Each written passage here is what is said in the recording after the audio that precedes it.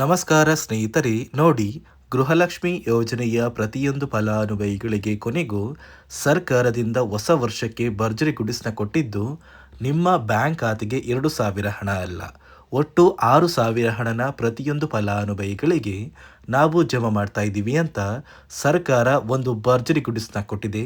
ಹೌದು ಸ್ನೇಹಿತರೆ, ಕಳೆದ 3 ತಿಂಗಳ ಪೆಂಡಿಂಗ್ ಇರುವ ಒಟ್ಟು ಗೃಹಲಕ್ಷ್ಮಿ ಯೋಜನೆಯ 6,000 ಹಣನ ಪ್ರತಿಯೊಂದು ಫಲಾನುಭವಿಗಳ ಬ್ಯಾಂಕ್ ಖಾತೆಗೆ ಸರ್ಕಾರ ಜಮಾ ಮಾಡ್ತಾ ಇದ್ದು, ನಿಮ್ಮ ಬ್ಯಾಂಕ್ ಖಾತೆಗೆ ನಾಳೆ ಮಂಗಳವಾರ ಡಿಸೆಂಬರ್ 30ರಂದು 28 ಜಿಲ್ಲೆಗಳಿಗೆ ಈ 3 ತಿಂಗಳ 6,000 ಹಣ ಬರ್ತಾ ಇದೆ.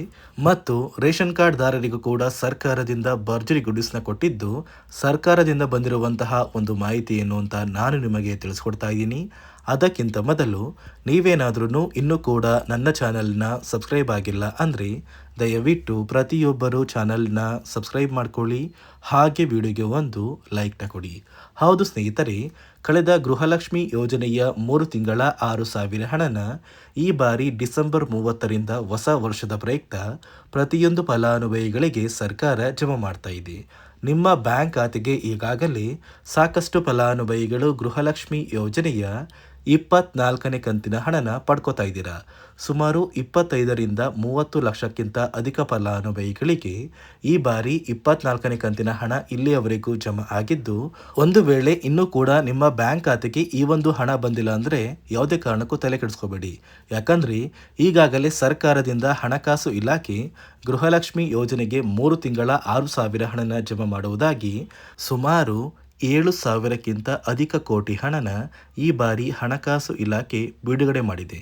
ನಿಮ್ಮ ಬ್ಯಾಂಕ್ ಖಾತೆಗೆ ಗೃಹಲಕ್ಷ್ಮಿ ಯೋಜನೆಯ 24ನೇ ಕಂತು, 25ನೇ ಕಂತು ಹಾಗೂ ನವೆಂಬರ್ ತಿಂಗಳ 26ನೇ ಕಂತು, ಒಟ್ಟು 3 ತಿಂಗಳ 6,000 ಹಣ ಖಂಡಿತವಾಗಿಯೂ ಬಂದೇ ಬರುತ್ತೆ.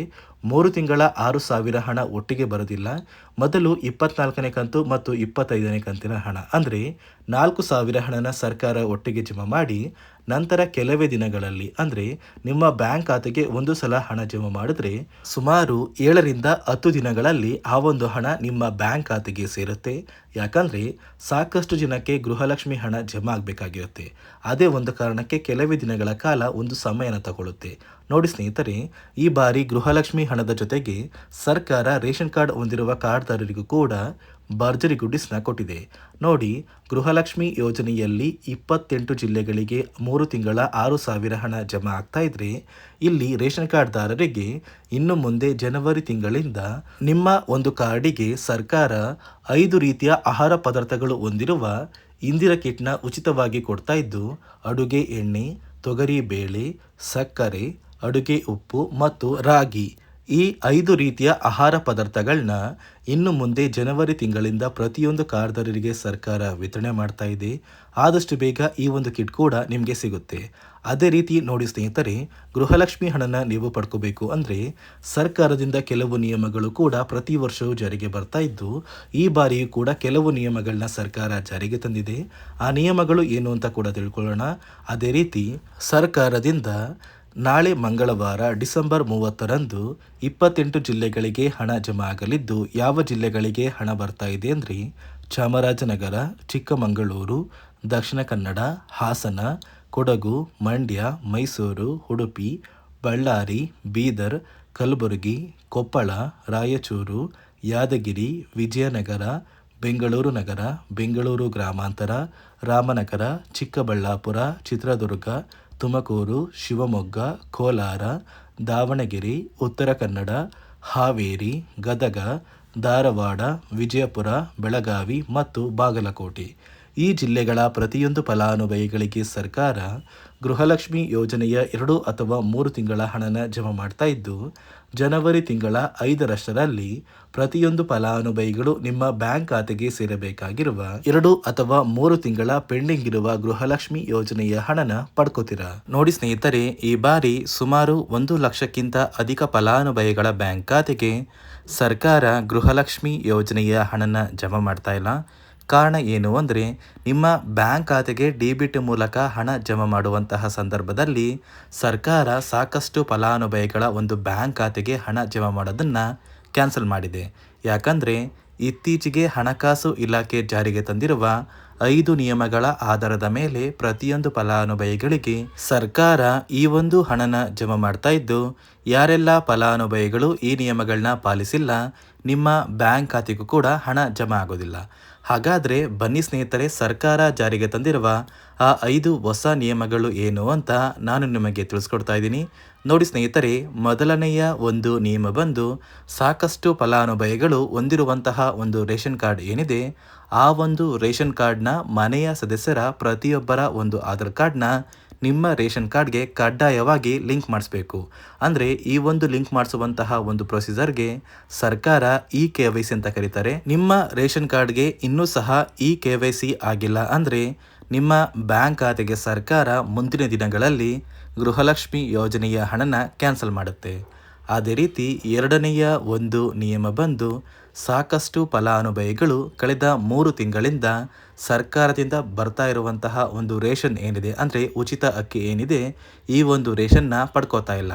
ಒಂದು ವೇಳೆ ಕಳೆದ 3 ತಿಂಗಳಿಂದ ನೀವು ರೇಷನ್ನ ಪಡ್ಕೊಂಡಿಲ್ಲ ಅಂದರೆ ಸರ್ಕಾರ ನಿಮ್ಮ ಬಳಿ ಇರುವಂತಹ ಒಂದು ರೇಷನ್ ಕಾರ್ಡ್ನ ಕ್ಯಾನ್ಸಲ್ ಮಾಡುತ್ತೆ. ನಿಮ್ಮ ರೇಷನ್ ಕಾರ್ಡ್ನ ಸರ್ಕಾರ ಕ್ಯಾನ್ಸಲ್ ಮಾಡಿದರೆ ನಿಮ್ಮ ಬ್ಯಾಂಕ್ ಖಾತೆಗೆ ಗೃಹಲಕ್ಷ್ಮಿ ಯೋಜನೆಯ ಹಣ ಇರ್ಬೋದು ಮತ್ತು ಸರ್ಕಾರದಿಂದ ಬರುವಂತಹ ಒಂದು ಸೌಲಭ್ಯಗಳನ್ನ ನೀವು ಕಳ್ಕೋಬೇಕಾಗುತ್ತೆ. ಅದೇ ರೀತಿ ಮೂರನೆಯ ಒಂದು ನಿಯಮ ಬಂದು, ನೋಡಿ ಸ್ನೇಹಿತರೆ, ನಿಮ್ಮ ಬಳಿ ಇರುವಂತಹ ಒಂದು ಆಧಾರ್ ಕಾರ್ಡ್ ಏನಿದೆ, ಆ ಒಂದು ಆಧಾರ್ ಕಾರ್ಡ್ನ ಕಳೆದ 15 ವರ್ಷಗಳಲ್ಲಿ ನೀವು ಯಾವುದೇ ರೀತಿಯ ಒಂದು ತಿದ್ದುಪಡಿನ ಮಾಡಿಸಿಲ್ಲ ಅಂದರೆ ನಿಮ್ಮ ಬ್ಯಾಂಕ್ ಖಾತೆಗೆ ಸರ್ಕಾರ ಗೃಹಲಕ್ಷ್ಮಿ ಯೋಜನೆಯ ಹಣನ ಕ್ಯಾನ್ಸಲ್ ಮಾಡುತ್ತೆ. ಯಾಕಂದರೆ ಸರ್ಕಾರದಿಂದ ಬಂದಿರುವಂತಹ ಒಂದು ಆದೇಶದ ಪ್ರಕಾರ ಪ್ರತಿಯೊಂದು ಫಲಾನುಭವಿಗಳು ಕಳೆದ 15 ವರ್ಷಗಳಲ್ಲಿ ಯಾವುದೇ ರೀತಿಯ ಒಂದು ತಿದ್ದುಪಡಿನ ನಿಮ್ಮ ಆಧಾರ್ ಕಾರ್ಡ್ಗೆ ನೀವು ಮಾಡಿಸಿಲ್ಲ ಅಂದರೆ ಕಡ್ಡಾಯವಾಗಿ ಆದಷ್ಟು ಬೇಗ ನಿಮ್ಮ ಆಧಾರ್ ಕಾರ್ಡ್ಗೆ ತಿದ್ದುಪಡಿನ ಮಾಡಿಸಿ. ಅದೇ ರೀತಿ ನಾಲ್ಕನೆಯ ಒಂದು ನಿಯಮ ಬಂದು, ನಿಮ್ಮ ಕುಟುಂಬದ ಒಂದು ವಾರ್ಷಿಕ ಆದಾಯ 7 ಲಕ್ಷಕ್ಕಿಂತ ಕಡಿಮೆ ಇರಬೇಕು. ಒಂದು ವೇಳೆ ನಿಮ್ಮ ಕುಟುಂಬದ ವಾರ್ಷಿಕ ಆದಾಯ 7 ಲಕ್ಷಕ್ಕಿಂತ ಜಾಸ್ತಿ ಇದ್ದರೆ ನಿಮ್ಮ ಬ್ಯಾಂಕ್ ಖಾತೆಗೆ ಸರ್ಕಾರ ಗೃಹಲಕ್ಷ್ಮಿ ಯೋಜನೆಯ ಹಣನ ಕ್ಯಾನ್ಸಲ್ ಮಾಡುತ್ತೆ. ಅದೇ ರೀತಿ ಐದನೆಯ ಒಂದು ನಿಯಮ ಬಂದು, ನಿಮ್ಮ ಕುಟುಂಬದ ಸದಸ್ಯರು ಅಥವಾ ಗೃಹಲಕ್ಷ್ಮಿ ಯೋಜನೆಯ ಫಲಾನುಭವಿಗಳು ಯಾರು ಕೂಡ ಸರ್ಕಾರಿ ನೌಕರರಾಗಿ ಕಾರ್ಯನಿರ್ವಹಿಸ್ತಾ ಇರಬಾರ್ದು. ಒಂದು ವೇಳೆ ನಿಮ್ಮ ಕುಟುಂಬದಲ್ಲಿ ಯಾರೇ ಆಗಿದ್ರೂ ಸರ್ಕಾರಿ ನೌಕರರಾಗಿ ಕಾರ್ಯನಿರ್ವಹಿಸ್ತಾ ಇದ್ದರೆ ನಿಮ್ಮ ಬ್ಯಾಂಕ್ ಖಾತೆಗೆ ಗೃಹಲಕ್ಷ್ಮಿ ಯೋಜನೆಯ ಹಣ ಕ್ಯಾನ್ಸಲ್ ಆಗುತ್ತೆ.